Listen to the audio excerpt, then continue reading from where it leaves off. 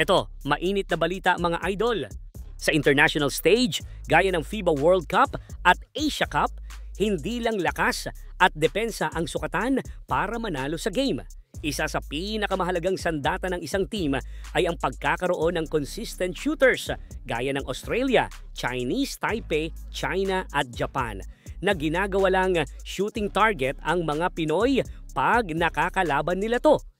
Ito at ilista natin ang ilan sa mga notable shooters na pwedeng magamit ng gilas sa mga international games. Pero bago yan, like and subscribe lang mga idol para sa latest basketball news and highlights. Number 1, Matthew Wright. Kung shooting lang ang usapan, pasok sa top shooters para sa gilas si dating Gilas member Matthew Wright. Isa si Wright sa mga inasahan ng Gilas pagdating sa 3-point shooting last 2019 FIBA World Cup qualifiers sa kanyang unang stint sa international games sa Gilas, pero last 2017 FIBA Asia Cup, pumutok na siya sa 12.7 points per game at nag-a-average na ng 3 3-pointers kada laro. Sa kanyang huling international season sa KBL, nag-a-average siya ng 10.4 points per game at 34.6% shooting mula sa tres. Kaya isa si Wright sa mga pwedeng kunin ng Gilas for outside shooting. Number 2, Renz Abando. Si Renz Abando naman ay kilala sa hustle at timely shooting, pero hindi alam ng marami na consistent din etong si Renz sa tres. Though limitado lang kasi ang nakita nating minuto ni Renz sa FIBA Games sa Jones Cup kung saan natin nakitang muli maglaro si Renz, nag-average siya ng almost 50% mula sa tres na nagpapahiwatig na tumataas na ang kanyang 3-point average habang nadadagdagan ang kanyang experience sa international games.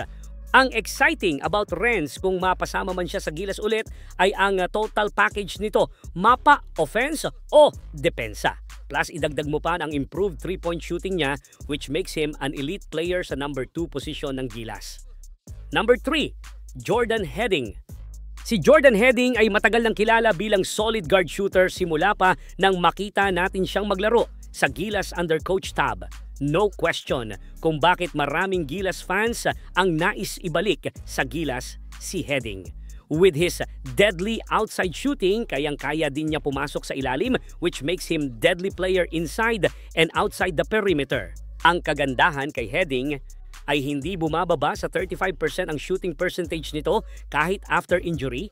Kaya naman masasabi natin na nasa dugo talaga ni Hedding ang pagiging shooter. So, if Gilas need a shooter, sana lang makuha si Hedding. Number 4, Javi Gomez Del Llano. Isa din sa mga produkto ni Coach Tab sa ating national team ay etong si Javi Gomez Del Llano. Though pareha sila ng kanyang kapatid na si Juan Gomez Del Llano na masasabi natin na nag-excel talaga after Gilas stint. But for me, Javi is the best option kung kailangan ng Gilas ang isang legit 3-pointer. Nabansagan pa nga si Javi bilang si Klay Thompson ng Korea matapos ang kanyang impressive stint sa KBL dahil na din sa very consistent 3-point average niya sa liga. Nag-average si Javi ng 41.7% beyond the arc which makes this guy a reliable shooter if Gilas will get his service. Well, para sa akin, isang legit shooter talaga ang kulang sa Gilas. Sa nakaraang FIBA Asia, kitang-kita naman na halos walang pumapasok sa tres ng Gilas. Kaya naman lalo silang nahirapan na manalo. If one of these guys sa listahan natin ay mapasama sa Gilas, I think we're building the best Gilas team sa future. But of course, si Coach Tim pa rin ang masusunod. Sa kanyang Final 12 ang magagawa lang natin bilang fans ay mag-suggest at mag-discover ng mga players na pwedeng makonsider sa Gilas.